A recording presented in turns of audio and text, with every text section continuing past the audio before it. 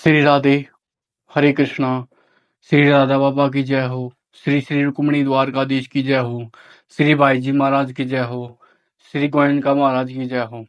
आज है छलबरी वचना, जो लीलावली पुस्तक से पार्ट 1 से लिया गया छलबरी वचना पार्ट है, जो राधा बाबा के भाव द्वारा अवतरण है। तो छलबरी वचना से स्टार्ट करते हैं। नौका विहार की योजना बनी। निकुंज से प्रिया प्रीतम चल पड़े कालिंदी कुल के लिए और उनके साथ चल पड़ी सेवापरायणा सखिया मंजरियां सहचरिया। श्री ललिता जी के निर्देशानुसार गायन नर्तन से संबंधित आवश्यक सहयोगी उपकरण मंजरियां ले चल रही थी। वीणा, सारंगी, मर्दंग, करताल, घुंघरू आदि विविध उपयोगी सामग्री लेकर वे त्वरित गति से आगे बढ़ रही थी, जिससे कि वे श्री प्रिया प्रीतम के पहले ही श्री यमुना तीर पर पहुंच जाए तथा इन सामग्रियों को नौका में यथास्थान रख दें। श्री यमुना विहार के लिए तट पर नौका लगी है। नौका में एक किनारे श्री प्रिया प्रीतम के विराजने के लिए मखमली सिंहासन सुसज्जित है। ऊपर खड़ी मंजरियां सहचर्या श्री प्रिया प्रीतम की प्रतीक्षा कर रही हैं। श्री प्रिया जी प्रीतम के पधारते ही हर्ष की बाढ़ आ गई। सभी नौका की ओर अग्रसर हो रहे हैं। श्री प्रीतम ने कहा, प्रिय, तट पर जल में यह जहां नौका है वहां तक जल एकदम छिछला है, अतः चलो।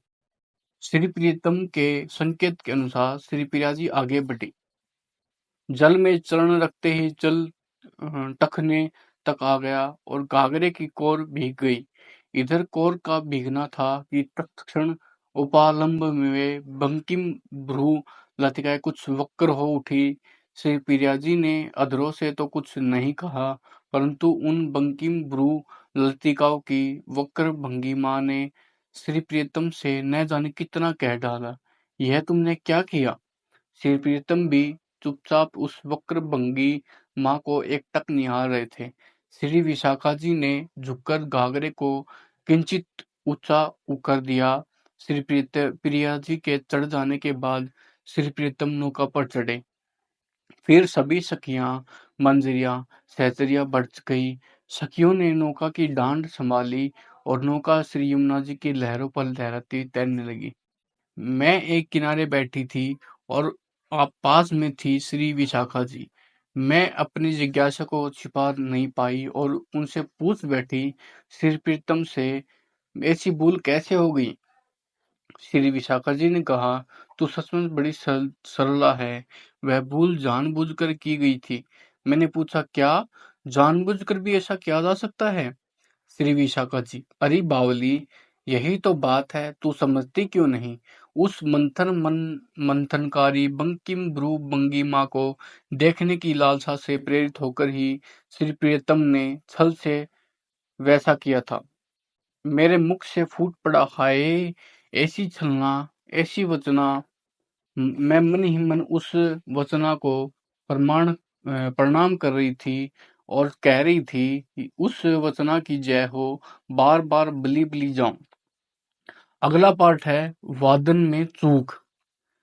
श्री यमुना जी के घाट पर सीढ़ियों के किनारे बैठी निरुद्देश्य जल प्रवाह की ओर चुपचाप देख रही थी और मन ही मन चिंतन चल रहा था श्री विशाखा जी के उस कथन पर जो उन्होंने नल नौका विहार के समय कहा था। श्री प्रियतम के द्वारा की गई वचना पर मन न्यौछावर चला जा रहा था। तभी एक और प्रसंग याद हो गया। यह प्रसंग है कई दिनों पहले का। निकुंज के मुख्य भाग में श्री प्रिया प्रीतम मखमली फर्श पर आराम से विराज रहे थे। श्री प्रिया जी की रुचि देखकर प्रियतम ने मुरली उठाई और अधरों से लगाकर शोर भरने लगे। मुरली माधुरी से निकुंज गुंजित हो रहा था।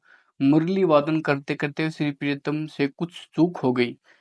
चूक होते ही रंग में भंग पड़ गया। श्री प्रिया जी के अधरों से हल्की सी कार निकली यह देखकर कि यह चूक कैसे हो गई। श्री प्रिया जी ने आंखों के संकेत से वीणा लाने के लिए कहा। मैं वहीं थी। झट उठकर मैंने उनको वीणा दी। श्री प्रिया जी वहीं राग वीणा के तारों पर और भी सुंदर रीति से प्रस्तुत किया। श्री प्रियतम सराहना में सुंदर अति सुंदर कहते हुए नहीं थक रहे थे। बाद में सखियों से पारस्परिक चर्चा के मध्य यह बात जानने को मिली कि मुरली वादन के समय श्री प्रीतम से चूक हो नहीं गई थी, अपितु चूक कर दी गई थी। जानबूझकर, जिससे कि प्रिया जी गाकर या बजाकर कुछ तो सुनाएगी चूक सुधार सुधार के लिए।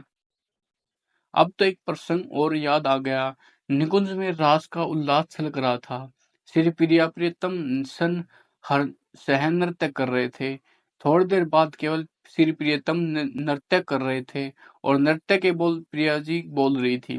सखिया मृदंग सारंगी और आदि वाद बजा रही थी। नृत्य करते करते एक स्थान पर श्री प्रियतम ने गति में चूक कर दी।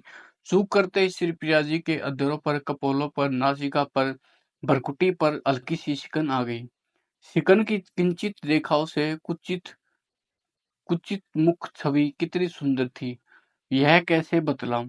प्रसन्नवाचक चिन्ह। जब मैं ही उस मुख छवि को नहीं भुला पा रही हूँ, तब श्री प्रियतम के संबंध में तो कुछ कहा ही नहीं जा सकता। श्री प्रिया जी, रूप की सीमा है तो श्री प्रियतम भाव की सीमा। श्री प्रिया जी गुणों की भंडार है तो श्री प्रियतम जैसा रिजवार अन्य कौन है।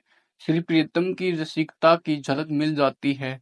इससे माध्यम से ही घाट की सीढ़ियों पर बैठी मैं मन ही मन श्री प्रियतम के भाव की जय जयकार मना रही थी, बली बली जा रही थी। श्री राधे, अगला जो पार्ट आएगा वह वस्त्र प्रक्षालन, और उससे अगला पार्ट आएगा जल के बबूले। जो भी त्रुटि हो है मेरे को क्षमा करे। हरे कृष्णा, राधे राधे।